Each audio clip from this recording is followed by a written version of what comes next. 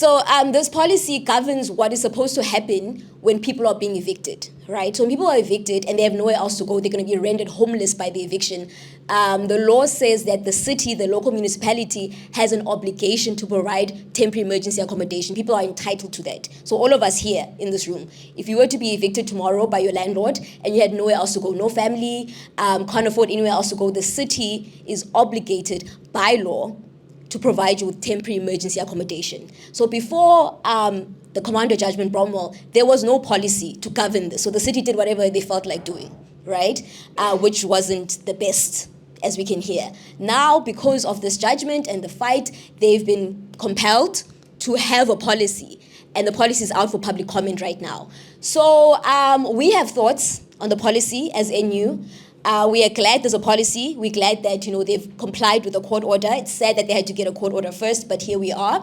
There are thoughts. So I have a couple of provocations. I would never tell you guys what to write. That's not right, right? So you consider the policy, read it. It's only 26 pages, and that sounds like a lot, I know, but it's really not. A lot of it's just introduction. There's a table somewhere. 10 minutes, you'll be done, right?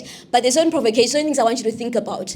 So right now, what the policy says, right, is that if you are to be evicted, here are the options for you for temporary emergency accommodation that the city of Cape Town has, right? The first option is something they call a housing kit. Sounds nice. It is not, okay? A housing kit is a shack, right? So they're gonna give you materials to build a shack. So Blikkensdorp, the one we saw here, those are shacks given to people by the city of Cape Town in a TRA. So Blikkensdorp is a temporary relocation area, right? So they say that if you are going to be evicted tomorrow and you have nowhere else to go, what you should do is come to us as the city with written permission from a private landowner that you can put up your housing kit in their backyard. Written consent, and then if you can show us this written permission that you have their consent to put up your housing kit in their backyard, then we'll give you the zinc and the nails. This is an emergency accommodation solution that we have for you as the city of Cape Town, number one. However, if you don't now know a private landowner, for whatever reason, who could house you in their backyard, then there's a temporary relocation area. We will find you an area to put your housing kit in. We'll find you a Blikkensdorp, we'll find you a Woeferrivier, we'll find you a Campus, we'll put you in an informal settlement.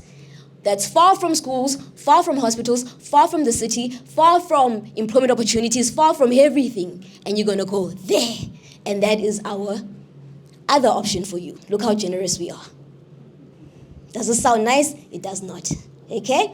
And my third provocation. What do we feel as a people about the city sending low-income communities to the outskirts and putting them in informal settlements? What does it remind us of in this country? I mean, I didn't say it. Okay. And then my last provocation, I have two last provocations, right? The city also says, right, part of the factors that they'll assess in considering what to offer you, and as far as location is concerned, because we want this whole thing of as near as possible to where you used to be, is the lawfulness of your prior occupation. This sounds, on the face of it, what's wrong with that, right? Like, yeah, we do want people to have lawful prior occupation, but wait, okay?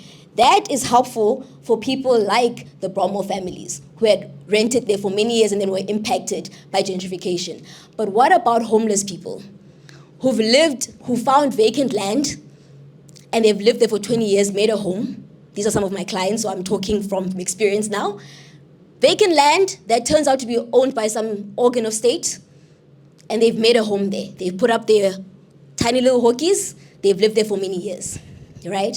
And now the organ of state decides, we want that land back, we want to expand our harbor. Just saying in general, I'm not saying this is in particular, I'm just saying, if they want, okay, so we want that land back, so we are evicting you. So even when you're homeless, you can be evicted. If you didn't know, now you know.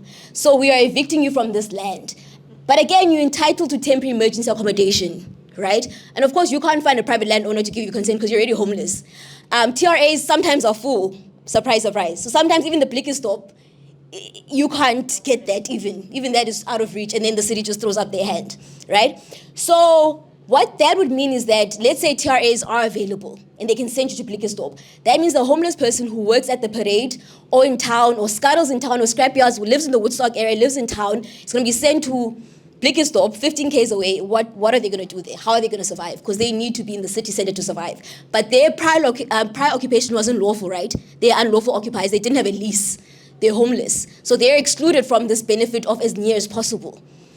Also, occupiers reclaim the city. These occupiers we just watched now, their occupation is not lawful.